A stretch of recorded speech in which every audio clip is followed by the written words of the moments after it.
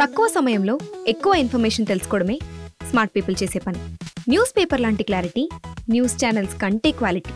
ఏంటి ఇంకేంటి? Foresights TV app download it. Good evening, you're watching Foresights TV. This is Political Thought with me, Avinash Janagama. ఏపీలో ఏం జరుగుతోంది? ఏపీలో మారుతున్న రాజకీయ సమీకరణాలు రోజురోజుకి అధికారం కోల్పోయాక వైసీపీని వీడుతున్న నాయకుల సంఖ్య పెరుగుతున్నట్టుగా కనిపిస్తోంది. జనసేన పార్టీలోకి వస్తున్న వైసీపీ మాజీ ఎమ్మెల్యేలు వైసీపీ స్థానాన్ని జనసేన పార్టీ ఆక్రమిస్తుందా? ఇప్పటికే జనసేన పార్టీలో చేరిన మాజీ మంత్రి బాలినేని, ఒంగోలు రాజకీయాల్లో బాలినేని శ్రీనివాసరెడ్డిది ప్రత్యేక స్థానం. అయితే తాజాగా వైసీపీకి మరో ఇద్దరు నాయకులు కూడా రాజీనామా చేశారు. మాజీ మంత్రి అవంతి శ్రీనివాస్, అలాగే మాజీ ఎమ్మెల్యే గ్రంథి శ్రీనివాస్ జనసేన పార్టీ వైపు చూస్తూ రాజీనామా చేసిన నాయకుల లిస్టులో చేరిపోయారు. జనసేన పార్టీని డిప్యూటీ సీఎం బలోపేతం చేయనున్నారా? టీడీపీతో పొత్తు ధర్మం పాటిస్తూనే బలం పెంచుకునేటువంటి పనిలో పడ్డారా? ఇదే ఇవాళ మన డిబేట్లో ఉండేటువంటి సబ్జెక్ట్. దీన్ని డిస్కస్ చేయడానికి మనతో పాటు వైఎస్ఆర్సీపీ నుంచి పాదయాత్ర వెంకటేశ్వర రెడ్డి గారు జాయిన్ అవుతా ఉన్నారు. అలాగే టీడీపీ నుంచి సూర్యనారాయణ గారు, అలాగే అనలిస్ట్ బండారు రామ్మోహన్ గారు కాసేపట్లో జాయిన్ అవ్వబోతా ఉన్నారు. ముందుగా వెంకటేశ్వర రెడ్డి గారికి, సూర్యనారాయణ గారికి good evening and welcome to our debate అండి. వెంకటేశ్వర రెడ్డి గారు, ముందు మీతో మొదలెడదాం. ఇలా వైఎస్ఆర్సీపీని ఒక్కొక్కరుగా వీడుతూ ఉన్నారు. దీన్ని ఏ విధంగా చూస్తుంది వైఎస్ఆర్సీపీ పార్టీ? ఎందుకంటే ఇదే సమయం యాక్చువల్గా వైఎస్ఆర్సీపీ పార్టీ నాయకులు జగన్మోహన్ రెడ్డికి, అలాగే వైఎస్ఆర్సీపీ పార్టీని అంటిపెట్టుకుని ఉండాల్సినటువంటి సమయం ఇది. కానీ ఒక్కొక్కరుగా ఇలా వైఎస్ఆర్సీపీ పార్టీని వదిలేసి, జగన్మోహన్ రెడ్డిని వదిలేసి వెళ్ళిపోవడం వైఎస్ఆర్సీపీ పార్టీ ఏ విధంగా చూస్తుంది? ప్రజలు ఏ విధంగా చూడాలి? ముందుగా ఫోర్ సైట్స్ వీక్షకులకి, ప్యానల్లో ఉన్న పెద్దలకి, మీకు అవినాష్ గారు, మీకు శుభ సాయంత్రం. గుడ్ ఈవినింగ్ అండి. Good evening all of you. మీరు ఒక విషయం గమనించాలి. ఇక్కడ ఈ నాయకులను బట్టి పెట్టిన పార్టీ కాదు మాది. నడపటానికి తండ్రి లేకపోయినా, నడవటానికి దారి లేకపోయినా, కారు మబ్బులు కమ్ముకున్నా, బెదిరింపులు వచ్చినా, భయపెట్టినా, కేసులు పెట్టినా, జైల్లో పెట్టినా, మొక్కబోని ఆత్మవిశ్వాసంతో తన తండ్రి మరణం చేత బలవన్ మరణాలకి గుండె ఆగి చనిపోయిన వాళ్ళందరికీ నేనున్నానని భరోసా ఇచ్చి, మాట ఇచ్చి, ఒక్క అడుగు కూడా వెనక్కి తగ్గకుండా నిలబడితే ఆయన వెంట జెండా పట్టుకొని ఎండనక, వాననక, రేయనక, పగలనక, కారు వర్షం వచ్చినా, చలి వేసినా, దోమలు కుట్టినా, సమాధుల్లో, పొలాల్లో, పొలం గట్ల మీద, గుళ్ళల్లో, బడుల్లో, వీధిన తిరిగి ఆయన వెంట గెలుస్తాడో లేదో తెలియకపోయినా, పార్టీ పెడతాడో లేదో తెలియకపోయినా, అధికారం వస్తుందో రాదో తెలియకపోయినా, ఆయన వెంట నడిచిన కార్యకర్తలు అందరూ కలిసి పుట్టించిన పార్టీ ఇది. ఇలాంటి నాయకులు పోయినంత మాత్రాన ఆ పార్టీకి ఏదో జరుగుతుందనేది వాళ్ళ భ్రమ. నేను ఒకటే చెప్తున్నాను, జగన్మోహన్ రెడ్డి గారు నాయకుల్ని చూసి అధికారం కోసం పెట్టిన పార్టీ కాదు, అధికారం కోసం వచ్చిన పార్టీ కాదు ఇది. కేవలం తను ఇచ్చిన మాటని నిలబెట్టుకోవడం కోసం, ఆ మాటే నా వేదమని, నా మాటే నా సిద్ధాంతం అని చెప్పి నమ్మి ఆయన అడుగులు వేశారు. కాలక్రమేణా ఇది పార్టీగా అవతరించింది. సామాన్యుల్ని ఒక ఫోటోగ్రాఫర్ గా ఉన్న ఆ నందిగం సురేష్ గారిని పార్లమెంటుకు పంపించారు. ఆ ఒక పాదయాత్రలో నడిచిన ఒక సామాన్య కార్యకర్తని, డాక్టర్ గురుమూర్తిని పార్లమెంటుకు పంపించారు. ఇలాంటి మధ్యలో వచ్చిన నాయకులు మధ్యలో వెళ్ళిపోతే మా పార్టీకి ఏదో నష్టం జరుగుతుందని మేము అనుకోము కూడా. మాకు 40% ఓటు బ్యాంక్ ఉంది, 11 మంది ఎమ్మెల్యేలు ఉన్నారు, 4 పార్లమెంట్ సభ్యులు ఉన్నారు, 8 మంది రాజ్యసభ సభ్యులు ఉన్నారు, ఎమ్మెల్సీలు ఉన్నారు. ఇంకా అత్యంత బలోపేతమైన, గ్రామ స్థాయి నుంచి అత్యంత బలోపేతమైన క్యాడరు, బూత్ కమిటీలు, సోషల్ మీడియా కమిటీలు, గ్రామ కమిటీలు, మండల కమిటీలు, జిల్లా కమిటీలు, రాష్ట్ర స్థాయిలో బలోపేతమైన క్యాడర్ ఉంది. జమిలీ ఎన్నికలు రాబోతున్న తరుణంలో, నియోజకవర్గ పునర్విభజన జరుగుతున్న తరుణంలో ఈ దుర్మార్గమైన పరిపాలన అంతమొందించడానికి ఉవ్విళ్ళూరుతున్న జన బలంతో ఎప్పుడు ఎన్నికలు వచ్చినా మళ్ళీ అధికారంలోకి రావడం తథ్యమనే బలమైన నమ్మకంతో మా పార్టీ క్యాడర్ ఉంది. సరే, I will come back to again Venkateswara Reddy గారు. మనతో పాటు బండారు రామ్మోహన్ గారు కూడా జాయిన్ అయ్యారు కాబట్టి వెల్కమ్ టు ద ప్యానల్ అండి రామ్మోహన్ గారు.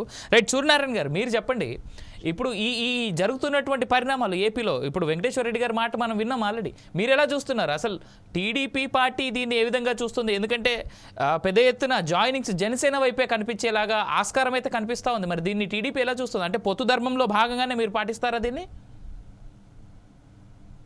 అవినాష్ గారు, మీకు ప్యానెల్లో ఉన్నటువంటి పెద్దలు వెంకటేశ్వర రెడ్డి గారికి, సార్ ఎనలిస్ట్ గారికి, సీనియర్ సాఫ్ట్వేర్ వారికి, అదే విధంగా ఫోర్ సైడ్ టీవీ వ్యూవర్స్ అందరికీ కూడా శుభ సాయంత్రం అండి. ఇప్పుడు ఒకటి మాత్రం వాస్తవం అండి, కింద పడ్డ పై చందం నాదే అన్న చందం ఆ పార్టీ అధినేత జగన్మోహన్ రెడ్డి గారి దగ్గర నుంచి ఈ రోజు ప్యానెల్లో ఉన్న వెంకటేశ్వర రెడ్డి గారి వరకు కూడా ఆ టైప్ ఆఫ్ వాదన అనేది వాళ్ళ దగ్గర మనం చక్కగా ఎక్స్పెక్ట్ చేసేది తప్పేది. ఇప్పుడు చక్కగా వెంకటేశ్వర రెడ్డి గారు అద్భుతంగా జూనియర్ ఎన్టీఆర్ డైలాగ్ లాగా ఎండనక వాననక రేయనక పగలనక పాదయాత్ర చేశారన్నారు. ఎవరు పాదయాత్ర చేసినా ప్రకృతిలోనే చేయాలి, ఆ ప్రకృతిలో ఇవన్నీ కామన్ గా ఉంటాయి, అదేం ప్రత్యేకంగా ఆయన చేసింది కాదు. ఇక్కడ ఒక విషయం అండి, పాలిటిక్స్ లో నాయకులు అనేవాళ్ళు పార్టీలు మారటము, నచ్చిన పార్టీకి వెళ్ళటము, లేకపోతే ఈ పార్టీలో ఏదైనా ఇబ్బంది ఉంటే ఇంకో పార్టీకి వెళ్ళటం అనేది చాలా సహజం. భారతదేశానికి స్వతంత్రం రాకమునుపు నుంచి కూడా జరుగుతోంది. ఆనాడు నేషనలిస్ట్ పార్టీలో, కాంగ్రెస్ పార్టీలో ఇంకేదైనా ఉంటే వాటి నుంచి కూడా మార్పులు చేర్పులు ఉన్నాయి. అంటే అరాకొరా ఉంటే ఇప్పుడు ఎక్కువగా కనబడుతున్నాయి, అది వేరే విషయం. వాస్తవంగా పార్టీలు మారటం అనేది వ్యక్తి యొక్క హక్కు అది. అయితే ఇక్కడ ఒక దురదృష్టం ఏంటంటే అండి, ఇప్పుడు ఇందాక ఆయన చెప్పారు ఏదో ప్రజా శ్రేయస్సు కోసం నడిపించే తండ్రి లేడని తెలిసిన తర్వాత అధికారం రాకపోవడంతో తండ్రి సేవ అక్కడ ఉండి, కనీసం ఎవరైనా ఇంట్లో కుటుంబ సభ్యులకి ఎక్కడ యాక్సిడెంట్ జరిగిందంటే పరిగెత్తుకుంటూ స్పాట్కి వెళ్తారు, అక్కడ పర్యవేక్షణ చూసుకుంటారు, ఏంటి పరిస్థితి అని ఆతృతలు కనబడతారు. అవేమీ లేకుండా ఎమ్మెల్యేలు సంతకాలు సేకరించి కూర్చుని బాడీ వచ్చేటప్పటికి ముఖ్యమంత్రి డిమాండ్ చేస్తే అధికారంలో ఉన్న కాంగ్రెస్ పార్టీ ముఖ్యమంత్రి ఇవ్వనంటే ఆ కసిలో వచ్చి ముఖ్యమంత్రి పదవి కోసం పుట్టినటువంటి పార్టీ వైసీపీ పార్టీ. అంతేగాని ప్రజల సంక్షేమం కోసము, అదే ఇప్పుడు తండ్రి 2019లో చనిపోతే 2019 వరకు ఇంకా ఓదార్పు ఏంటంటే ఆయన కోసమే మరణించినారా అందరూ? అప్పుడు అంటే ఆ శాఖలో ఏదో ఒక 6 నెలలో 3 నెలలో మరణించిన వాళ్ళు ఆ శాఖలో వేసినా బాగుంటది. 2019 వరకు ఇక వీలైతే ఇప్పుడు చనిపోయే వాళ్ళని కూడా వైసీపీ పార్టీ వాళ్ళు రాజశేఖర రెడ్డి గారి కోసం చనిపోయారు ఖాతాలో వేసి ఒప్పించగల నైపుణ్యం చతురత ఆ పార్టీలో నాయకులకి అడుగడుగునా ఉంది. ఆ విధంగా మాట్లాడడం రైట్ కదండి. ఆయన అధికారం కోసం పెట్టిన పార్టీ, సరే ఆ కాంక్షతో మొత్తానికి పనిచేశాడు. ఫస్ట్ టిప్పులో ఏంటంటే 64 మంది ఎమ్మెల్యేలతో ప్రతిపక్ష హోదా తీసుకోగలిగాడు. ఆ ప్రతిపక్ష హోదాలో సమర్థవంతంగా పనిచేయకుండా ఇప్పుడు వెంకటేశ్వర రెడ్డి గారు అన్నట్టుగా నేను ఖచ్చితంగా అధికార కాంక్షతోనే అసెంబ్లీని బాయ్కాట్ చేసి అసెంబ్లీ సమావేశాల్లో బాధ్యత గల ప్రజానాయకుడిగా పాటించకుండా ఆ ఎన్నికలో ఎన్నుకున్నటువంటి ప్రజల మనోభావాల్ని గమనించకుండా అసెంబ్లీని పూర్తిగా బాయ్కాట్ చేసి ప్రజాయాత్ర తిరిగాడు. సరే, వాటి వరకు మేబీ నాటి సర్కమ్స్టెన్సెస్ ఏమన్నా కానివ్వండి, వాళ్ళకి అధికారం ఇచ్చాడు. అధికారం ఇచ్చిన దగ్గర నుంచి 151 అని ప్రతి అంశంలో ప్రస్ఫుటంగా ఆ ఫిగర్ ని మెన్షన్ చేసినటువంటి సూర్యనారాయణ గారు నేనేమంటానంటే మీరు చెప్పిన దానికి వస్తున్నా సార్, ఒక చిన్న విషయం సార్. ఆ 151ని మెన్షన్ చేస్తూ ఏనాడైనా ఆయన రాజ్యాధికారం చేపట్టి బాధ్యత గల ప్రజా సంక్షేమం కోసం, రాష్ట్ర అభివృద్ధి కోసం చేసిన ముఖ్యమంత్రి లాగా పనిచేయాల, ఒక వ్యాపారవేత్తలాగా 4 సామంతరాజుల్ని, అది కూడా వాళ్ళ దగ్గర వాళ్ళని సజ్జల రామకృష్ణారెడ్డి గారిని, వైవి సుబ్బారెడ్డి గారిని, విజయసాయి రెడ్డి గారిని, పెద్దిరెడ్డి రామచంద్రారెడ్డి గారిని 4 ఏరియాల్లో నియమించుకుని సామంతరాజులాగా వ్యాపారం చేశాడు. ఈ 151 మందిలో చాలా మంది ఎమ్మెల్యేలు ఈ 5 ఏళ్లలో ఆయన దగ్గరికి వెళ్ళి వాళ్ళ నియోజకవర్గ సమస్యలు కూడా చెప్పలేకపోయారనేటువంటి పైశాచికత్వం చాలా మందికి జగమెరిగిన విషయమే. ఆ ఎమ్మెల్యేలు వెళ్ళలేకపోయిన వాళ్ళు, వాళ్ళ నియోజకవర్గ ప్రజల కాంక్ష తీర్చలేకపోయిన వాళ్ళు ఏం చేస్తారు చెప్పండి? అంతదాకా దేనికి సార్? ఇప్పుడు చూడండి, సరే నువ్వు మంచిగా చేశానని నువ్వు అనుకుంటున్నావు, ప్రజలకు నీ పద్ధతి నచ్చలేదు, 2019లో మమ్మల్ని ఓడించినట్టు ఇప్పుడు నిన్ను ఓడించారు, 11 సీట్లకే పరిమితం చేశారు, ప్రతిపక్ష హోదా లేదు. ఈ గెలిచిన 11 మంది ఎమ్మెల్యేలలో 4, 5 మొట్టమొదటిసారి ఇంత దారుణంలో కూడా మొట్టమొదటిసారి ఎన్నికకి గెలిచారు. వాళ్ళు ప్రమాణ స్వీకారానికి మాత్రమే వచ్చారు, కానీ వాళ్ళని అసెంబ్లీకి నువ్వు పంపిస్తున్నావా? వాళ్ళని అసెంబ్లీకి వెళ్లకుండా, నువ్వు రాకుండా అసెంబ్లీకి వెళ్లకుండా ప్రతిపక్ష హోదా ఇస్తానని ప్రజల ఎవరైతే విశ్వాసంతో ఒక ఎమ్మెల్యేగా నియోజకవర్గం చేయాలి, ఆ ఓటర్లను అవమానిస్తూ, రాజ్యాంగాన్ని అవమానిస్తూ, ఆ ఎమ్మెల్యేలను అవమానిస్తూ మొట్టమొదటిసారి గెలిచిన ఎమ్మెల్యేని అసెంబ్లీకి రాకుండా అడ్డుకున్న నియంత పోకడ నీది. నీ నియంత పోకడ నచ్చకే నాయకులు బయటకు వస్తున్నారు. ఓకే, సో మీరైతే ఏదైతే కూటమి ధర్మం ఏదైతే ఉందో దాన్ని డిఫరెన్షియేట్ చేస్తూ జనసేనలో జాయిన్ అవ్వడం అయితే ఏ విధంగానూ టీడీపీకి అయితే అభ్యంతరం అయితే లేదుగా? సరే ఇక్కడ ఒక విషయం అండి, ప్రజలు వాళ్ళకి నచ్చిన పార్టీలో ప్రజలు ఉండొచ్చు, నచ్చిన పార్టీలో నాయకులు జాయిన్ అవ్వచ్చు. ఇప్పుడు జనసేనలోకి 4 ఎమ్మెల్యేలు వచ్చినంత మాత్రాన ఆ పార్టీ బలోపేతవంతున్నంత మాత్రాన కూటమికి ఏదో భంగంగా వాటిస్తుంది, కూటమి ఏదో బీటలు వాడుతుందని వైఎస్ పార్టీ ఎదురు చూస్తున్నటువంటి ఆతృత పరిస్థితి అయితే ఖచ్చితంగా మా కూటమి కలగదు. మా కూటమి ఒక స్టాండర్డ్ క్వాలిటీస్ తో ప్రజా సంక్షేమం కోసం పనిచేస్తుంది. అక్కడ జనసేన పవన్ కళ్యాణ్ గారు కావచ్చు, చంద్రబాబు నాయుడు గారు కావచ్చు, ఒక అండర్స్టాండింగ్ తో పనిచేస్తున్నారు. 4 ఎమ్మెల్యేలు వైసీపీ నుంచి వచ్చి జనసేనలో చేరినంత మాత్రం, లేదా బీజేపీలో ఆర్ కృష్ణ గారు చేరినంత మాత్రం ఏదో కూటమి బేటలు వారినట్టు లేదో ఏదో అయిపోయినట్టు వాళ్ళు కానీ పగటి కళలు కంటే మానుకోమని ప్రజలకి జరిగిన అన్యాయాన్ని గ్రహించమనండి ఇప్పటికైనా. I'll come back to you again. మళ్ళీ వెంకటేశ్వర రెడ్డి గారితో మాట్లాడదాం. దానికంటే ముందు రామ్మోహన్ గారు, మీరు ఎలా చూస్తున్నారు? ఇప్పుడు ఒక్కొక్కరుగా మాజీ మంత్రులు, మాజీ ఎమ్మెల్యేలు, మాజీ ఎంపీ కావచ్చు, నిన్నటి వరకు ఉన్నటువంటి రాజ్యసభ ఆయన కూడా ఆర్ కృష్ణయ్య గారు ప్రస్తావన కూడా తీసుకొచ్చారు ఆయన. సో కృష్ణయ్య గారు కావచ్చు, ఇలా ఒక్కొక్కరు వచ్చేసి ఇలా ప్రస్తుతం అధికారంలో ఉన్నటువంటి కూటమిలో జాయిన్ అయ్యేటువంటి దాన్ని ఏపీ ఏ విధంగా చూడాలి? అవినాష్ గారు, మీకు పాదయాత్ర వెంకటేశ్వర రెడ్డి గారికి, అట్లాగే సూర్యనారాయణ గారికి, మన ఫోర్సైట్ టీవీ ప్రేక్షకులు నమస్కారం. నేను వాళ్ళ వివాదాలు వాళ్ళ చెప్పుల్లో నేను కాలు పెట్టి వాళ్ళిద్దరిని విమర్శించుకోనియండి. పార్టీలు అస్తిత్వాలు ఈ విషయం మాట్లాడతాను. ఎందుకంటే ఇక్కడ వేరే భేదం లేదు కదా, పార్టీలు అస్తిత్వాలు ఎట్లా ఉంటాయి. శ్రీశ్రీ గారి కొటేషన్ ఒకటి ఉంది అవినాష్ గారు, నిప్పులు చెరుగుతూ నింగికి ఎగిరితే నిబిడాశ్చర్యంతో మీరు నెత్తురు కక్కుతూ నేల ఆరాడితే నిర్దాక్షిణ్యంగా మీరు తొక్కేస్తారు. అంటే ఎట్లా ఉంటాయంటే ప్రజలు కానీ పార్టీలు కానీ ఒకసారి కింద మీద పడుతుంటాయి. పార్టీల అస్తిత్వం మొత్తం పోదని నేను అంటున్నాను. నిజంగా చెప్పాలంటే ఇప్పుడు మనకు విభజిత ఆంధ్రప్రదేశ్ లో 2 సార్లు అధికారం మారింది. ఒకసారి టీడీపీ అధికారంలోకి వచ్చిన తర్వాత మళ్ళీ వచ్చింది, మళ్ళీ 2వ సారి టీడీపీ కూటమికి అధికారంలోకి వచ్చేవారు. కానీ అంతకుముందు రాకముందు చూడండి, 23 మంది అంతకుముందు వైసీపీ ప్రతిపక్షంలో ఉన్నప్పుడు 23 మంది ఎమ్మెల్యేలను వారు మన చంద్రబాబు నాయుడు గారు చేర్చుకున్నారు కదా. దాంతో పార్టీ కథం అయిపోయిందా? 69 మంది కలిసి 23 మంది గెలిపించుకున్నారు. సరే, దేవుడు స్క్రిప్టా ఏదైనా కానీ మొత్తం మీద మాత్రం 23 మంది మిగిలారని శాపనార్థాలు పెట్టారు. తర్వాత నేనేమంటున్నాను, ఇప్పుడు కూడా వాళ్ళు 11 మందికే మిగిలిపోయారు. పార్టీలు ఒడిదొడుకులు ఉంటాయి. పార్టీలకు అన్నిటి 2 సీట్లు ఉన్న బీజేపీ అధికారంలోకి కేంద్రంలో వచ్చి 10 ఏళ్ళు అధికారంలో ఉంటుంది అనుకున్నారు. అంతకుముందు వాజ్పేయి ఒకసారి చేస్తారనుకున్నారా? కాదు కదా. అందుకనే పార్టీల సీట్లను బట్టి బలాబలాలు అట్లా అంచనా వేస్తారు అవినాష్ గారు. కానీ పార్టీల బలాబలాలు తారుమారు అవుతుంటాయి, కానీ బళ్ళు ఓడలు అవుతుంటాయి. మాత్రం ఇప్పుడు ఒలి పక్క పడ్డా చారికలు పక్క పడ్డావు కదా. అందుకని నేనేమంటున్నాను అంటే ఇక్కడ పార్టీ మొత్తం పోయింది అనుకోవడం సరైనది కాదన్న. ఉదాహరణకు తెలంగాణలో బీఆర్ఎస్ టీఆర్ఎస్ మొత్తం 1 సీట్ లేకుండా పార్లమెంట్ లో అయినట్టు పోయినట్టేనా? 35 సీట్లు వచ్చాయి, 35% ఓట్లు వచ్చినాయి. ఇక్కడ కూడా అంతే, 40% ఓట్లు వచ్చినాయి. టీడీపీకి సీట్లు 11 రావచ్చు. ఎఫ్పిటిపి అంటే first pass the post system లో ఓట్లకు సీట్లకు సంబంధమే లేదు. తమాషా పద్ధతిలో ఉంటుంది ఓట్ల శాతానికి సీట్లకు. 40% సుమారు 40% ఓట్లు వచ్చి కూడా ఇవాళ వైసీపీకి 11 సీట్లే మిగిలినాయి, కాదంటలే. కానీ పార్టీలు పలసపడ్డప్పుడు, పార్టీలు గెలవనప్పుడు అదే పార్టీ నాయకులు తిరగబడతారు, తప్పుగా వెనక బూతులు కూడా తీస్తారు. ఒక ఉదాహరణ చెప్పాలి, టీడీపీలో అచ్చెన్నాయుడు గారు ఏమన్నారు? పార్టీ లేదు, బూత్ లేదు, తూచాను పని లేదా? ఫోన్లో మన సంభాషణ విన్నాం కదా, తూచయిందా? మరి వాళ్ళని కూటమికి అందుకు వచ్చింది కదా. అదే పార్టీ నాయకులు పార్టీ బలహీనమైనప్పుడు ఎవరైతే నిలబడతారో, ఎవరైతే దాన్ని నిలిచి గెలుస్తారు, కానీ నిలబడకపోతే వాళ్ళు అవకాశవాదులుగా మారుతారు. ఎవరైనా సరే అంటారు. ఒక పార్టీ సిద్ధాంతం పట్టుకుంటే గతంలో ఒక పార్టీలో ఉన్నవాడు అంటే జీవితాంతం పార్టీలో ఉండేవాడు. ఇప్పుడు అట్లా లేదు కదా, అవకాశవాదం. ఇవాళ జనసేన ఒక మంచి అవకాశం కనపడుతుంది వీళ్ళందరికీ కూడా, కాదంటలేదు. నేను పోవడం తప్ప ఒప్ప వాళ్ళు నిర్ణయం చేసుకున్నారు. రాజకీయ భవిష్యత్తును పడంగా పెట్టి ఎవరు కూడా ఉండరు కదా. బాలినేని శ్రీనివాసరెడ్డి గారు ఆనాడు జగన్మోహన్ రెడ్డి గారికి ఎంత దగ్గరో అందరికీ తెలుసుకున్నారు. కానీ ఏదో పొరపచ్చాలు వచ్చినాయి. తర్వాత ఎడిపోదామంటే వైసీపీ నాయకులకు జనసేన దిక్కేందుకు అవుతుందంటే వాళ్ళ టీడీపీని గతంలో పరుష పదార్థాలతో తీవ్రంగా విమర్శించింది. నాయకులు అధినాయకులతో సాధారణ తిట్టిపోసింది కదా. ఇప్పుడు మళ్ళీ చంద్రబాబు నాయుడు గొప్ప అని చెప్పలేరు కదా, అదే నోరుతో చెప్పలేరు కదా. కానీ ఇప్పుడు ఏమవుతుందంటే కొత్త పార్టీలో అధినాయకుడి గురించి ఎప్పుడు పెద్దగా మాట్లాడిన వాళ్ళు కాదు ఇప్పుడు వీళ్ళందరూ కూడా. ఏది మన జనసేన అధినేత పవన్ కళ్యాణ్ మీద. కనుక ఇక్కడికి పోతే బాగుంటది అనుకుంటున్నారు. రేపు పొద్దున అంతే కదా. ఇప్పుడు జనసేన 1 సీటు గెలిచినాడు ఏమన్నా, మనం గెలిచిన 1 సీటు కూడా అటు పక్కన వైసీపీకి అసోసియేటెడ్ సభ్యుడు ఉన్నప్పుడు ఏమైనా 10 ఏళ్ళు రాజకీయ భవిష్యత్తు లేదనుకున్నాం కదా జనసేనకు. వచ్చిందా? వాస్తవానికి పవన్ కళ్యాణ్ అసలు పార్టీలని నా ఉద్దేశం ప్రకారం రాజకీయ నాయకుడి కంటే కూడా పవన్ కళ్యాణ్ కేవలం సినిమా స్టార్, ఏదో మ్యాజిక్ చేస్తా అని చెప్పేసి ఊహించుకుంటున్నాడు అనేటువంటి విమర్శలు చాలా పెద్ద ఎత్తున వైఎస్ఆర్సీపీ నేతలందరూ చేశారు. వైసీపీ కాదు, టీడీపీలో లోపాయకారి టీడీపీ వాళ్ళు కూడా అన్నారు.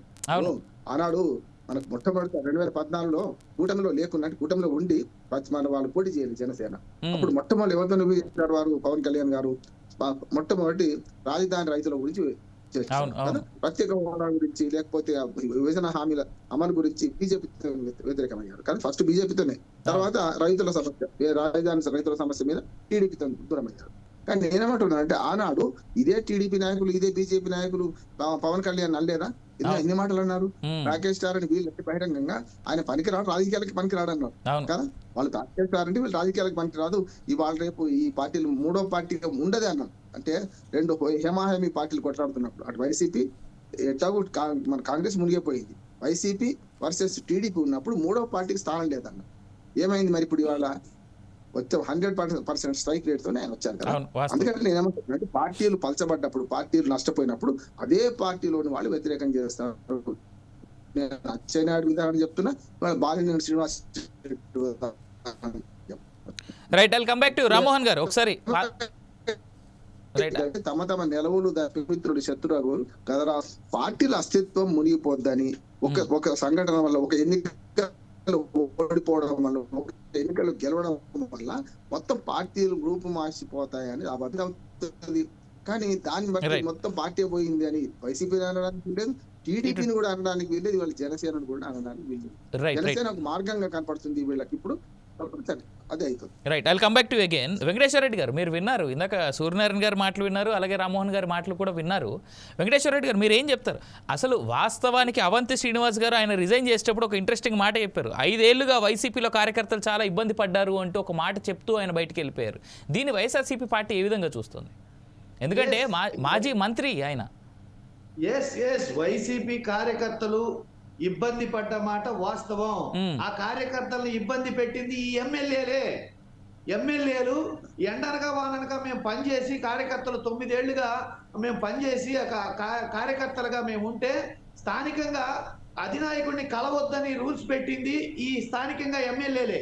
అంటే ఇప్పటికే అధినాయకుడిని కలవటానికి అధినాయకుడు అపాయింట్మెంట్ కార్యకర్తలకు మాకు తెలియకుండా ఇవ్వడానికి వీల్లేదని ఈ ఎమ్మెల్యేలే పెట్టారు. ఈ ఎమ్మెల్యేలు పెట్టి చివరికి ఆ కార్యకర్తల్ని కలవనీయకుండా చేసి కార్యకర్తలను నష్టపోయేటట్టు చేసి చివరికి వాళ్ళు ఓడిపోయారు. ఆ ఫలితం అనుభవించింది ఇప్పుడు ఆ కోవలో అవంతి శ్రీనివాస్ గారు కూడా ఉన్నారు. అవంతి శ్రీనివాస్ గారికి తెలియకుండా నాయకుడిని ఆ నియోజకవర్గంలో కార్యకర్తలు కలిస్తే నాకు తెలియకుండా మీరు అపాయింట్మెంట్ ఎలా ఇస్తారని చెప్పి రూల్ పెట్టేది ఈయనే. అట్లానే మళ్ళీ కార్యకర్తలు ఈయన అడిగితే మళ్ళీ నాయకుడిని కలవకుండా చేసేది ఈయనే. అలాగని వీళ్ళు కార్యకర్తలకి ఎటువంటి వెసులుబాటు ఇవ్వకుండా, ఎటువంటి రక్షణ కల్పించకుండా చివరికి ఆ కార్యకర్తల కోపానికి గురయ్యి ప్రతి నియోజకవర్గంలో నేను అప్పుడు ఎన్నికలప్పుడు తిరిగాను. ఎన్నికలప్పుడు పేదవాడితో ప్రయాణం పెత్తందారులపై యుద్ధమని ఒక ఎనాలిసిస్ కోసం రాష్ట్రం మొత్తం ఎన్నికల సమయంలో నేను సొంత ఖర్చులతోటి తిరిగాను. ఆ తిరిగినప్పుడు ప్రతి నియోజకవర్గంలో ఈ ఎమ్మెల్యే మాకొద్దు కానీ జగన్ కావాలి, ఈ ఎమ్మెల్యే మాకొద్దు కానీ జగన్ కావాలని చెప్పేసి 145 నియోజకవర్గాల్లో నేను తిరిగితే 130 నియోజకవర్గాలకు పైబడి వాళ్ళు చెప్పింది ఇదే. కానీ అలా ఎలా గెలుస్తారయ్యా? ఇప్పుడు జగన్మోహన్ రెడ్డి గారు గెలవాలంటే ప్రతి ఎమ్మెల్యే గెలవాలి కదా అని అడిగినప్పుడు మీరు ఎన్నన్నా చెప్పండి, ఈ ఎమ్మెల్యే మాకొద్దు అని చెప్పారు. ఇది అక్షర సత్యం. ఇది అక్షర సత్యం. ఈ రోజు నేను ఈ మాట మీ ద్వారా చెబుతున్నందుకు మా పార్టీ కానీ మీరు చెప్పండి, మీరు మాట్లాడుతుండండి వెంకటేశ్వర రెడ్డి గారు, మీరు చెప్పండి. ఈ రోజు ఈ మాట మీతో నేను వెలుగుచ్చుకుంటున్నందుకు మా పార్టీ మా మీద కోపం ప్రదర్శించిన, మా నాయకులు మా మీద కోపం ప్రదర్శించిన నేనేం అనుకోవట్లేదు. అంటే వెంకటేశ్వర రెడ్డి గారు అట్లీస్ట్ ఇప్పటికైనా మీరు నిజం ఒప్పుకున్నారు, గత మంత్రులు గత ఎమ్మెల్యేలే వైసీపీ పార్టీని నాశనం చేసిందని. పార్టీని సర్వనాశనం చేసింది వాళ్లే. జగన్మోహన్ రెడ్డి గారు గెలవాలని ప్రతి నాయకుడికి, అందుకే 40% ఓటు బ్యాంక్ రావడానికి కారణం అదే, ఎమ్మెల్యేలు ఓడిపోవడానికి కారణం అదే. అంటే కేవలం జగన్మోహన్ రెడ్డి ఫోటో మీదే ఓట్లు పడ్డాయి తప్ప అక్కడ ఉన్నటువంటి ఎమ్మెల్యేలు మాజీ మంత్రులు ఎవరి ముఖాలు చూడలేదు. ఎమ్మెల్యేలు నష్టం చేశారు. జగన్మోహన్ రెడ్డి గారి ఫోటోకున్న విలువని కూడా వీళ్ళు ఎమ్మెల్యేలు దిగజార్చారు.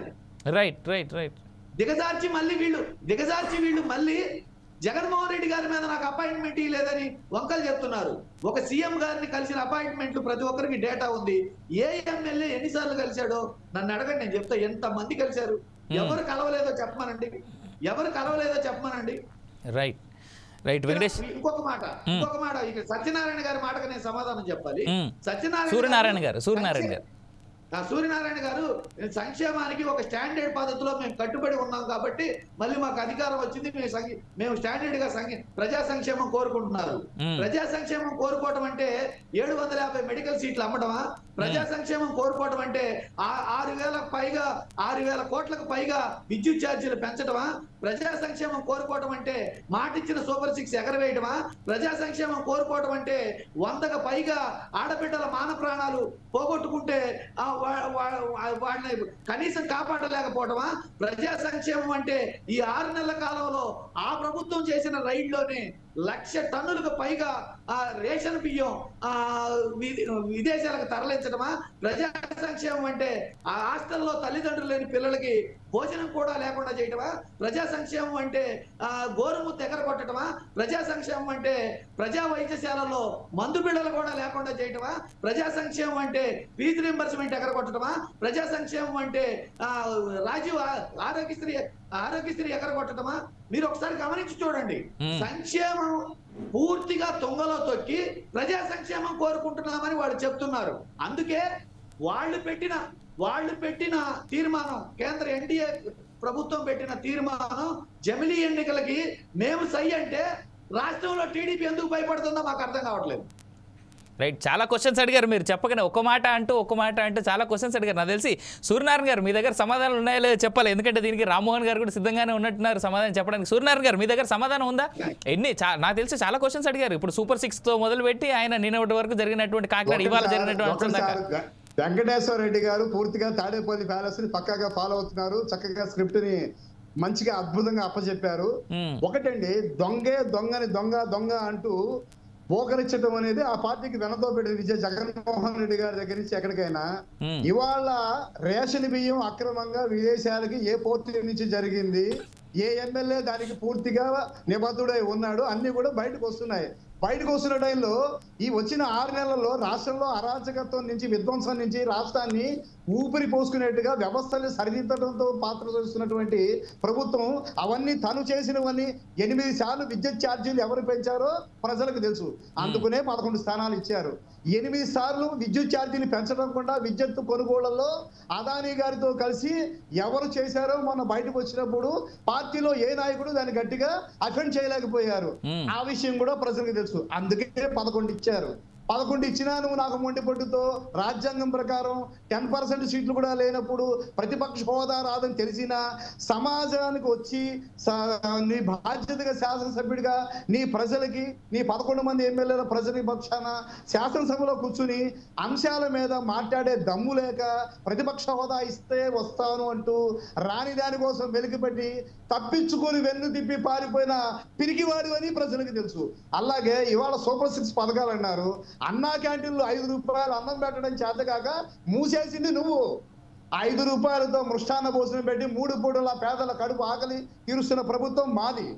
1వ తారీఖు వాలంటీర్లు లేకపోతే పెన్షన్లు ఇవ్వలేరన్నారు. వాలంటీర్లు లేకుండా 1వ తారీఖు ఉదయం 10కే 99% ఇచ్చి చూపిస్తూ 1వ తారీఖే ప్రభుత్వ ఉద్యోగాలకు కూడా జీతాలు ఇస్తూ రాష్ట్ర ఆర్థిక పరిస్థితి ఎట్టాకున్నా రూపాయి అప్పు చేయకుండా 6 నెలల్లో రాష్ట్రాన్ని నడుపుతున్న ప్రతిభ చంద్రబాబు నాయుడు గారు. ఇలా చెప్పుకుంటూ పోతే వెంకటేశ్వర రెడ్డి గారు మీరు మాట్లాడినప్పుడు మీరు మాట్లాడినప్పుడు నేను మాట్లాడాలి. దయచేసి ఒక నిమిషం వెయిట్ చేయండి. సంయమనం కావాలి సార్, సంయమనం కావాలా. ఇంకొకటి అవినాష్ గారు, తెల్ల ఏనుగు నెత్తిన ఎవరు దుమ్ము పోయలేరు, తొండంతో ఎత్తి అదే పోసుకుంటుంది. జగన్మోహన్ రెడ్డి గారు నాకు 151 మ్యాండేట్ ఇచ్చారు. నేను రాజ్యాంగేతర శక్తిలాగా నేనేం చేస్తే ఈ ప్రపంచంలో, నాట్ ఓన్లీ ఆంధ్రప్రదేశ్ అండి, భారతదేశంలో ఆయనే చేస్తారు, ప్రపంచంలో కూడా ఏం కావాలన్నా చేసే దమ్ము నాకు మాత్రమే 150 కొడతా అని చెప్పి వెర్ర వీగిపోయి ప్రభుత్వ ఆస్తుల మీద వైసీపీ పార్టీ జెండాల రంగులేస్తారు. అవి ఎందుకని కోర్టు ఆక్షేపిస్తే మళ్ళీ ఆ రంగులు తీసేయడానికి ఖర్చు పెడతారు. 4,000 కోట్ల రూపాయల ప్రజాధనం. ఇలాంటి పిచ్చి చేష్టలు ఎన్నో చేసి ఎమ్మెల్యేలని ప్రజల్ని పట్టించుకోకుండా ముఖ్యమంత్రిగా ఉన్నప్పుడు ప్రజలు నీ దగ్గరికి రావాలంటే పరదాలు కట్టుకు తిరిగావు. ఏదైనా ఊరు పర్యటనకి వెళ్తే పచ్చని పర్యావరణ పరిరక్షణ ఇచ్చి ఆరోగ్యాన్ని కాపాడే మొక్కలు చుట్టూ నరికేసావు. ప్రజల దగ్గరికి వెళ్ళే దమ్ము ధైర్యం లేకుండా పరదాలు కట్టుకుని సెక్రటరియట్కి వెళ్ళావు. ఇవాళ నువ్వు మాట్లాడితే అంటా కదా, ఇవాళ పదవి పొంగానే ప్రజలు గుర్తుకొచ్చారా? ప్రజల దగ్గరికి పాదయాత్రకు వెళ్తావా? ఏం చేశానని చెప్తావు? ఇవాళ నీ ఎమ్మెల్యేలు ఏం చెప్పుకోలేక ఏమి చేత కాక వాళ్ళకి రాజకీయ భవిష్యత్తు ఉంది. నువ్వంటే 100 తరాలకు సంపాదించు. ఒక వ్యాపారవేత్తలాగా, ఒక వ్యాపార బిజినెస్ మ్యాన్ లాగా 5 ఏళ్ళు రాష్ట్రాన్ని దోచుకు తిన్నావు. కానీ పార్టీలో ఉన్న ఎమ్మెల్యేలు సంపాదన లేక నియోజకవర్గాల్లో 1 సెంటు భూమిని 1,00,000 రూపాయలు 2 లక్షలు ఉన్నాయని ఆ ఎమ్మెల్యేకి తెలుసు. అంటే సూర్యనారాయణ గారు నేను మిమ్మల్ని ఆపుతున్నందుకు మీరు సార్ ఒక నిమిషం అవినాష్ గారు, 1 నిమిషం. 50 లక్షలకి కోటి రూపాయలకి ఎకరాలు కొని వాటిని ప్రభుత్వానికి అమ్మి 1 సెంటు అని చెప్పేసి నీరు బురద ఉండి లోతట్టు ఏరియాలో నువ్వు ఇచ్చి ఆ 1 సెంటు ఎందుకు పనికి రాకుండా ఇవాళ ఎక్కడ ఎమ్మెల్యేలు తలకాయలు ఎత్తుకు తిరగలేక మొదటిసారి రాజ్యాంగం ప్రకారం ఏదో పంచేద్దాం, రాజకీయాల్లో కలుషితం ఉండేమాట వాస్తవం. ఏ పార్టీ అయినా అది 10% ఉంటుంది, కానీ వైఎస్ఆర్సీపీ పార్టీలో 98% ఉంది. సూర్యనారాయణ గారు ఇక్కడే కాంట్రాడిక్టరీ. సూర్యనారాయణ గారు ఒక మాట మీరు వినాలి. సూర్యనారాయణ గారు ఒక మాట కాంట్రాడిక్టరీ. ఇప్పుడు మీరు చెప్పిన స్టేట్మెంట్ లో కాంట్రాడిక్షన్ ఉంది. 99% తప్పులు చేసినటువంటి ఎమ్మెల్యేలు మంత్రులంతా వైఎస్ఆర్సీపీలోనే ఉన్నారంటున్నటువంటి మీరు ఇవాళ వైఎస్ఆర్సీపీ నాయకులే ఇటు టీడీపీకో జనసేనకో లేదా బీజేపీకో వెళ్తా ఉంటే ఎలా యాక్సెప్ట్ చేస్తా ఉన్నారు? మరి ఇది తప్పు కదా? తప్పులు చేశారు కాదు ఇంకో మాట కంటిన్యూషన్ వినండి. అలా తప్పులున్నాయి అని చెప్పేసి అంటున్నది మీరే, అలాంటి వ్యక్తులు వస్తూ ఉంటే జాయిన్ చేసుకునేది మీరే. దీంతో పాటు ఇందాక ఓ మాట అన్నారు మీరు, ఏమని ఎమ్మెల్యేలు మంత్రులు సంపాదించుకోలేదు కాబట్టే వాళ్ళు ఇప్పుడు పార్టీలు మారుతున్నారు. అంటే ఇప్పుడు సంపాదన కోసమే కేవలం ఇటువైపు వస్తున్నట్ట వాళ్ళు? అవినాష్ రెడ్డి గారు మీరు చక్కగా డిబేట్ చేస్తున్నారు, నో ప్రాబ్లం. నేను అన్నది ఎమ్మెల్యేలు కాంట్రవర్సీగా సంపాదించారు. నేను అలా జగన్మోహన్ రెడ్డి గారు ఒక వ్యాపారవేత్తగా పనిచేశాడు, ముఖ్యమంత్రిగా పనిచేయాల.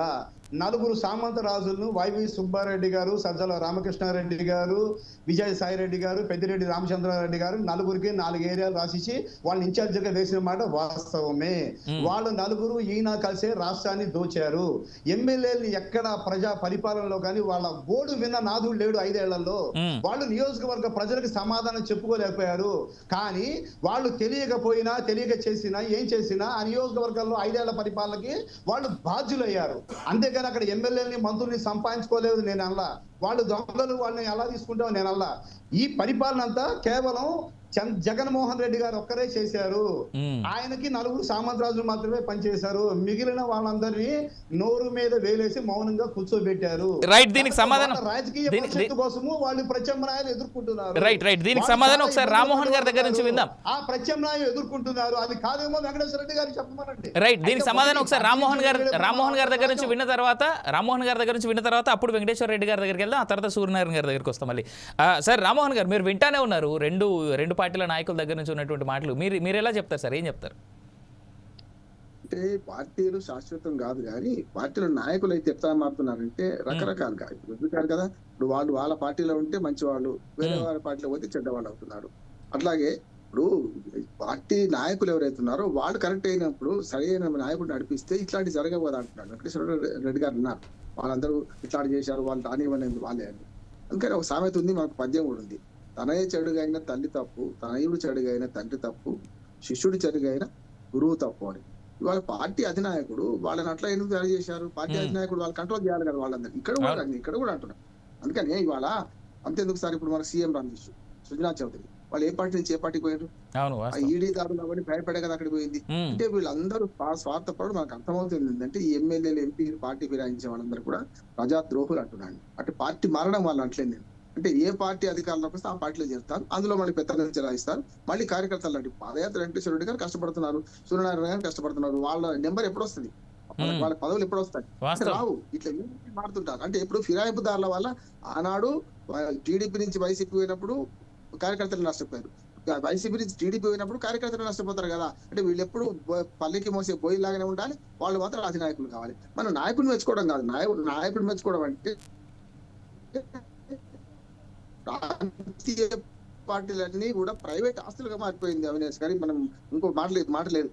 అంటే ఏం చేశారు ప్రజలు కూడా ఏం చేస్తున్నారు అంటే చూస్తున్నాం. అంటే నేనే గొప్ప అనే అహాన్ని అవినీతిని క్షమిస్తారు ఒక్కోసారి, కానీ అహంకారాన్ని క్షమించారు ప్రజలు. అందుకని ధిక్కార వినిపిస్తున్నారు. ప్రతి 5 ఏళ్లకు ఒకసారి పార్టీ మారుస్తున్నారు. అంటే ఇంట్రెస్టింగ్లీ రామ్మోహన్ గారు మీరు ఇప్పుడు చెప్పిన స్టేట్మెంట్ నాకు చాలా నచ్చిందండి. అంటే ఇప్పుడు ఉన్నటువంటి లోకల్ పార్టీలు అన్ని కూడా ఒక రియల్ ఎస్టేట్ ఏజెన్సీ లాగా లేదంటే ఏదో బిజినెస్ ఏజెన్సీ లాగా అయిపోయాయి. ప్రైవేట్ ఆస్తులు. ఇప్పుడు జగన్మోహన్ రెడ్డి లేకుంటే వైసీపీ లేదు, చంద్రబాబు నాయుడు లేకుంటే వాళ్ళ వారసులు లేకపోతే మనకు ఎన్టీ రామారావు గారి నుంచి వచ్చింది. టీడీపీ లేదు. రేపు పొద్దున అన్ని ప్రాంతీయ పార్టీలు, దేశంలో 9 రాష్ట్రాల్లో ప్రాంతీయ పార్టీలు ఉన్నాయి. 9 ప్రాంతీయ పార్టీలు ఆయా నాయకుల మీద ఆధారపడింది. మమతా బెనర్జీ, తృణమూల్ కాంగ్రెస్, మన డిఎంకే, స్టాలిన్, అంతకుముందు కరుణానిధి వాళ్ళ స్టాలిన్, సరే అన్న డిఎంకే అనాథ అయిపోయింది. ఇట్లా చూస్తారండి ఏ పార్టీ అసలు. దేవేగౌడ పార్టీ, మనకు జనతాదళ్, మనకు కర్ణాటకలో మీకు శరద్ పవార్, 2 పార్టీలు అయింది. ఇక్కడ బీఆర్ఎస్ కూడా చూసుకోవచ్చు హైదరాబాద్ లో, తెలంగాణ ఏమంటారు సార్, కేసీఆర్ లేకపోతే పార్టీ లేదు, లేకపోతే కేటీఆర్. అందుకని ఏమంటే ప్రాంతీయ పార్టీలు ప్రైవేట్ ఆస్తులుగా మారిపోయి ప్రజలు ఫూల్ చేస్తున్నారు వీళ్ళందరూ అంటున్నాను, స్పష్టంగా చెప్తున్నాను. కాకపోతే అధికారంలోకి రావడం రాకపోవడంలో 2 ఉన్నాయి సార్. ఏ ఎన్నిక అవినాష్ గారు ఒక తీరు ఉండదు, ఒక ఎన్నిక ఇంకో ఎన్నిక సంబంధం కూడా ఉండదు. ఇవాళ టీడీపీ గెలవడానికి, వైసీపీ ఓడిపోవడానికి వైసీపీ స్వయంకృతాపరాధం, వైసీపీకి వ్యతిరేకమైన ఓట్లన్నీ కూడా ఇటు పడ్డానికి కూడా అన్నిటికంటే ముఖ్యం నాకు పవన్ కళ్యాణ్ అభిమాని కాదు, పవన్ కళ్యాణ్ కులం అంతకంటే నాది కాదు. ఎందుకంటే ఆంధ్రప్రదేశ్ రాజకీయాల విషయంలో మనం డిస్క్లైమ్ చేయాలి. ఎందుకంటే కులాన్ని కూడా పాటించాల్సిన అవసరం వస్తుంది. కులం కాదు కనుక నేను చెప్తున్నాను. పవన్ కళ్యాణ్ గారు ఏదైతే ఆ ఫెవికాల్ లాగా అతకకపోతే టీడీపీ బీజేపీ బంధం అయితే ఉండకపోయేది కదా. అందుకని ఏమైంది ఇవాళ, అదే అందుకని నేనేమంటున్నానంటే ఈ 3 పార్టీలు కలవనప్పుడు కలిసినప్పుడు ఏమైంది, మోడీ, మనకు జనసేన అధినేత పవన్ కళ్యాణ్ పోటీ చేయకపోయినా టీడీపీ కలిసి పోటీ చేస్తే కలిసి ఉంటే కలదు సుఖం శ్రీనివాస్ పెట్టిండ్రు. అప్పుడు 101 కానీ టీడీపీకి వచ్చింది. రెండోసారి కలవకపోతే ఏమైంది, విడిపోతే చెడిపోతామని సినిమా చూపెట్టారు ప్రజలు. ఇప్పుడేమైందంటే ప్రజలకి అర్థమైందంటే 2 అని అర్థమైంది. ఎవరిని గెలిపిస్తే మంచిది, ఎవరికి ఓడిస్తే మంచిది అంటే అంతకు ముందు ఏదో అహంకారం కానీ లేకుండా అవినీతి కానీ ఆ పార్టీని ఓడిద్దాం అనుకుంటే ఇటు గెలిపించడానికి 3 కలిస్తే గెలిచాం. మీరు చూడండి, అంతకుముందు 50% ఓట్లు వైసీపీ అంతకుముందు ఎన్నికల్లో, కానీ 50% ఓట్లు చాలా ఎక్కువ. ఆంధ్రప్రదేశ్ లో ఆ పరిణామం చాలా ఎక్కువ అంటారు. కానీ 40 దీపోవడం అనేది 11 సీట్లకే మిగిలిపోయారు కదా. వైనాట్ 175 అనే అహంకారము కాదు, నేను చెప్పిందే వేదం, నేను మాట్లాడిందే వేదం అనే పరిస్థితి. వీటన్నిటి ఏం చేశారు అంటే ప్రజాస్వామీకరణ అనుకున్నారు, లేకుంటే పార్టీ మారుద్దాం అనుకున్నారు. ప్రజలు తీర్పిచ్చారు. తీర్పిచ్చే క్రమంలో ఈ 3 పార్టీలు కలవడం వల్ల 164 సీట్లు వచ్చినాయి కదా. 3 కూటమికి అయితే కదా. ఓటింగ్ శాతం కూడా పెరిగింది. ఓటింగ్ శాతం ఇటుపక్క 4-5% పెరిగితే పక్కన 2-3 శాతం తక్కువైనా గతంలో ఉమ్మడి ఆంధ్రప్రదేశ్ లో 1.8% తోనే పోయినారు. ఇప్పుడు ఆంధ్రప్రదేశ్ రాజకీయాల మీద ఒక వ్యాఖ్య చేయదలుచుకున్నారు. ఏమైందంటే ఇక వైసీపీ తాము అధికారంలో ఉన్నారు అనుకుంటున్నారు, టీడీపీకి ప్రతిపక్షంలో ఉన్నారు అనుకుంటున్నారు. 6 నెలలు అయింది, చక్కబెట్టాల్సిన పరిస్థితి ఉన్నాయి అంటున్నారు. ఇప్పటికైనా పాలన మీద పడండి. ఇప్పటికి కూడా అవినీతి అవుతుందా? నేను 2 రాష్ట్రాలు ఒక్క మాట ముట్టున్నాను అంటే ఏం కావాలి, వీళ్ళు ఇప్పుడు ఒక ఎన్నికకు ఇంకో ఎన్నికకు మధ్యన ఏం జరగాలి, అది జరుగుతుందా? పరస్పర విమర్శలు, శ్వేతపత్రాలు, లేకుంటే అవినీతి ఆరోపణలు వీటి మీద నడుస్తున్నాయి. కానీ పరస్పరంగా నడుస్తుంది ఒకటి నడుస్తుంది. ఏంటంటే ప్రజలకు అర్థమైంది ఏంటంటే సంక్షేమ పథకాలు ఆగవు, ఎవరు వచ్చినా ఆగవు, కానీ ఇంతకంటే మించే ఇస్తారు కానీ తక్కువైతే ఇవన్నీ అర్థమైంది. కానీ అవినీతి సంగతి ఏంటంటున్నాను, ఇవాళ పక్షపాత సంగతి ఏమంటున్నాను, ఇవాళ సెక్రటరీలో జరుగుతుంది ఏంటి అంటున్నాను. నా మిత్రులు నా సెక్రటరీ ఏం జరుగుతుంది చెప్తున్నారు. ప్రభుత్వాలు మారినాయి కానీ పాలన మారలేదు సార్, అప్పుడు అంతే ఉంది, అంతకంటే ఇంకా అధ్వానం అయింది, ఇట్లే ఉంటుంది అంటున్నారు. నేనేమంటే అంతకన్నా అధ్వానం కావద్దు కదా. దానికోసం అధికార మార్పు ప్రజలు కోరుకుంటారు, బట్ దాన్ని కంటిన్యూ అవుతా ఉంది. ఇంకొక మాట ముగిస్తాను. ఇప్పుడు వెంకటేశ్వర రెడ్డి గారు అన్నారు జమిలీ ఎన్నికల కోసం మేము ఆహ్వానిస్తున్నాం అని చెప్పి. ఒకవేళ వాళ్ళ ప్రభుత్వం ఏముంటే జమిలీ ఎన్నికలు ఆహ్వానించే వాళ్ళ ఇవాళ 5 ఏళ్ల ప్రభుత్వానికి రైట్ రామ్మోహన్ గారు, I will come back to నాకు తెలిసి మీ సైడ్ నుంచి ఏదో సిగ్నల్ ఎర్రర్ ఉన్నట్టుంది. వీళ్ళే కాదు బీజేపీ. రామ్మోహన్ గారు, I will come back to మనం వెంకటేశ్వర రెడ్డి గారు మాట్లాడదాం. వెంకటేశ్వర రెడ్డి గారు అలాగే ప్యానెల్ ఉన్నటువంటి గెస్ట్లందరినీ రిక్వెస్ట్ చేసేది ఏంటంటే we are running for a short time, మనకు ఉన్నది ఇంకా లాస్ట్ 8 minutes కాబట్టి వెంకటేశ్వర రెడ్డి గారు కంక్లూజన్ వైపు వెళ్దాం. సో మీరు ఇందాక అన్నటువంటి మాట దగ్గర నుంచి కంటిన్యూ చేస్తూ, సో హౌ వైఎస్ఆర్సీపీ అనేటువంటిది ఇప్పటికైనా గుణపాఠం నేర్చుకుందని అనుకోవచ్చా, లేదంటే ఎలా చూస్తుంది అనేటువంటి యాంగిల్లో కంక్లూజన్ వైపు వెళ్దాం.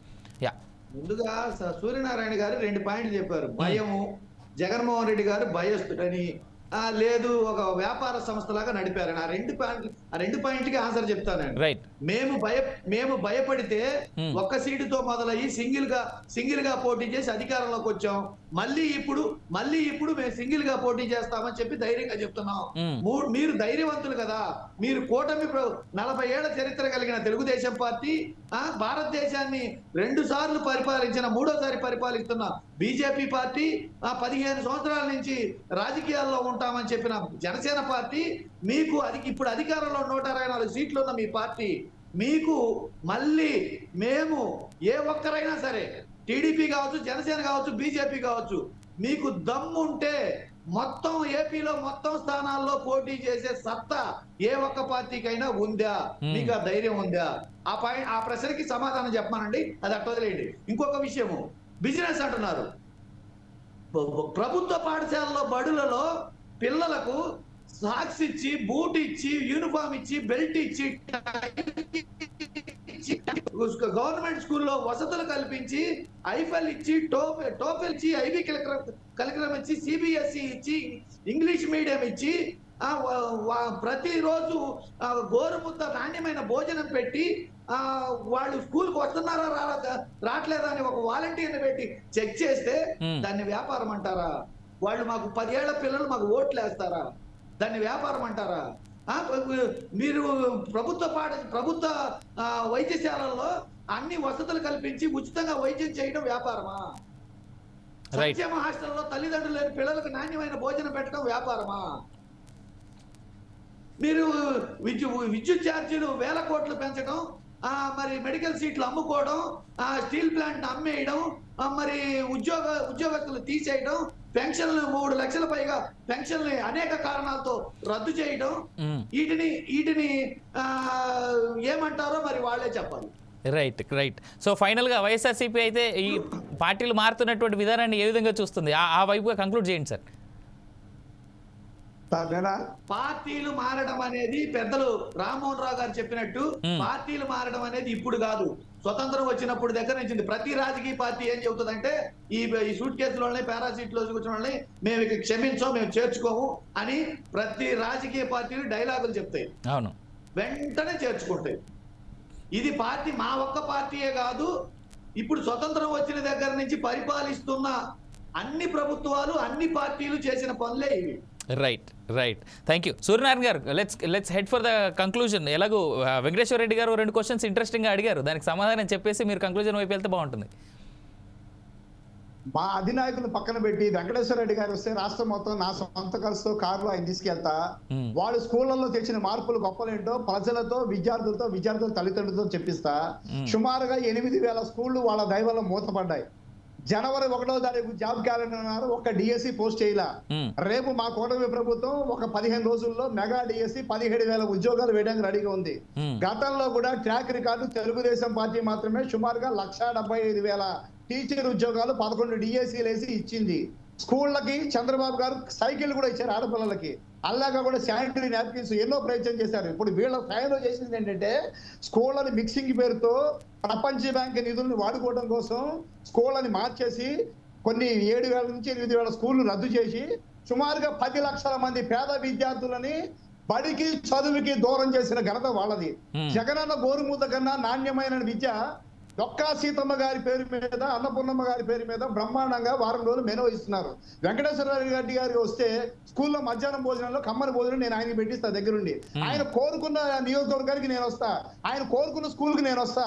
కాదేమో ఆయన ప్రూవ్ చేయమనండి. అట్లాగే నిధులు కాజేసి బయట గోడలకు రంగులేసి లోపల స్కూళ్ళల్లో పెచ్చులుడిపోయే స్లాబులు అధ్వాన పరిస్థితి ఎన్ని స్కూళ్ళు ఉన్నాయో వాళ్ళ ఘనతలో, వాళ్ళ చరిత్రలో చూపిస్తా. అట్లాగే ఇందాక ఏదో హత్యలు గిచ్చులు అన్నారు. వైజాగ్ లో మాస్క్ కరిగిన డాక్టర్ని చంపింది ఎవరు? 11 ఏళ్ల పిల్లవాడు వాళ్ళ అక్కకి ఇబ్బంది చేస్తే రౌడీల్ని గడ్డి మామూలో కాల్చి చంపింది ఎవరు? ఇవన్నీ కూడా వాళ్ళకి హత్యలాగా కనిపించట్లేదు. అట్లాగే 8 సార్లు కరెంట్ ఛార్జీలు పెంచారు మాట్లాడుతుంటారు. పెంచింది మీరు. కరెంటు ఛార్జీలు పెంచి దాని ద్వారా మీకు 300 రూపాయలు బిల్లు బదులు 10,000 వచ్చింది, 1,000 రూపాయలు వచ్చిందని చెప్పి పెన్షన్లు తీసేసింది మీరు. ఎంతో మంది వృద్ధులు, అనాథలు, వాళ్ళ యొక్క ఆగసరా లేని వాళ్ళ బతుకుల్లో పెన్షన్లు లేకుండా వాళ్ళ నోట మట్టి కొట్టింది మీరు. 5 రూపాయలు అన్న క్యాంటీన్ భోజనం పెట్టలేక తీసేసింది మీరు. మీరు తీసేసేవన్నీ మా ఖాతాలో వేస్తే ఎట్లాగా? ప్రజలు మీరు చేసినవన్నీ గమనించారు. 11 సీట్లు ఇచ్చి ప్రతిపక్ష హోదా లేకుండా మిమ్మల్ని కూర్చోబెట్టారు. ఇప్పటికైనా వాస్తవికతలో రియలైజ్ అయ్యి ప్రజలు ఏం కోరుకున్నారు, మనం ఏం చేశాము, ఏ విధంగా ప్రజల దగ్గరికి వెళ్ళి నచ్చ చెప్పాలనేది ఆలోచించండి. 6 నెలల్లో ప్రపంచంలో దారుణాలన్నీ మేమే చేసేసినట్టుగా ఇచ్చేయడం అనేది చాలా హాస్యాస్పదమైనటువంటి విషయం.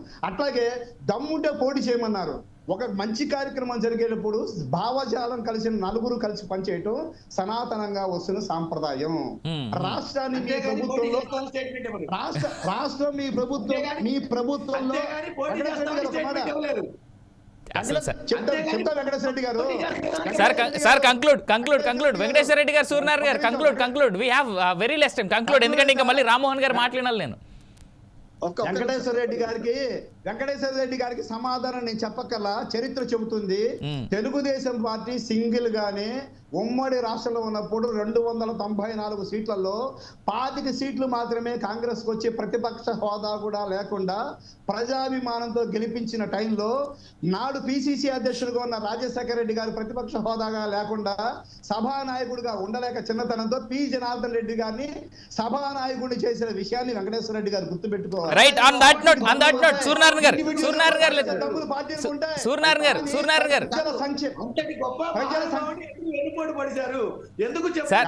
సార్ కంక్లూడ్ సూర్యనారాయణ గారు లెట్ మీ లిసన్. రామ్మోహన్ గారు సార్, అవినాష్ రెడ్డి గారు సార్ నాకు వెనక ముందు రెడ్డి లేదండి, దయచేసి తగిలించొద్దు నాకు. నా పేరు అవినాష్ జనగామ అంతే. ఓకే సార్, ఓకే అవినాష్ గారు, ప్రజా సంక్షేమం కోసం, రాష్ట్ర అభివృద్ధి కోసం, రాష్ట్రంలో ఉన్నటువంటి ఈ 5 ఏళ్ల పరిపాలన 30 ఏళ్ళు వెనక్కి దారుణ స్థితుల నుంచి రాష్ట్రాన్ని సూర్యనారాయణ గారు రన్నింగ్ లెస్ టైం అందరం కలిసి పనిచేసాం.